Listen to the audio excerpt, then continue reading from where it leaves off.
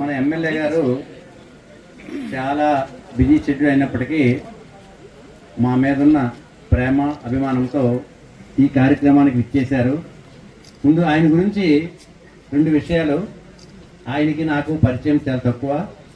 వాళ్ళ పిఏ గారికి ఫోన్ చేసి సార్ని కలవాలి అన్నాను. 2 మీటర్ వెల్కమ్ అన్నారు. తర్వాత పిఏ గారు చెప్పారు, సార్ మీరు పెద్ద ఆయన, వెయిట్ చేయొద్దు, సార్ రాగానే మీకు ఫోన్ చేస్తాం, మీరు వెంటనే రండి అన్నారు. అలాగే వెళ్ళాం. వెళ్ళిన తర్వాత సార్ని కలిసిన తర్వాత ఎమ్మెల్యే అంటే చాలా బిజీ షెడ్యూల్, మనకి ఏ టైంకి ఇంటర్వ్యూ ఇస్తారో ఏ టైం కలుస్తాం అనుకున్నాం.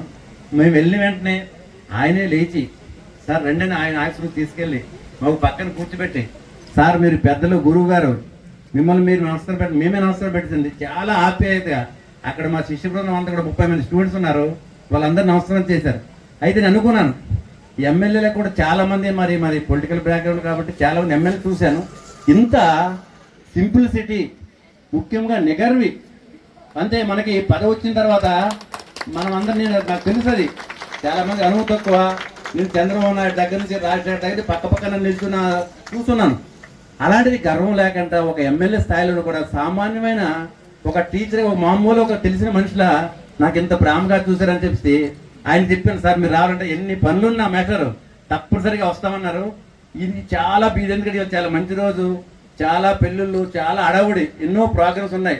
మరి ఆయన రావడం నిజంగా నా అదృష్టంగా భావిస్తున్నాను. మా కళాశాల తరఫున ముఖ్యంగా ఆయనకి మరొక్కసారి నమస్కారం తెలియజేస్తూ, మిమ్మల్ని ఎప్పుడు మేము రుణపడి ఉంటాం. ఎప్పుడు కూడా మీరు మాకు ఫోన్ చేయండి, ఖాళీ అయిపోయినాయి తమిళలో మా సహకారకాలు మీకు ఎప్పుడు మేము అనుకూలంగా ఉంటాం.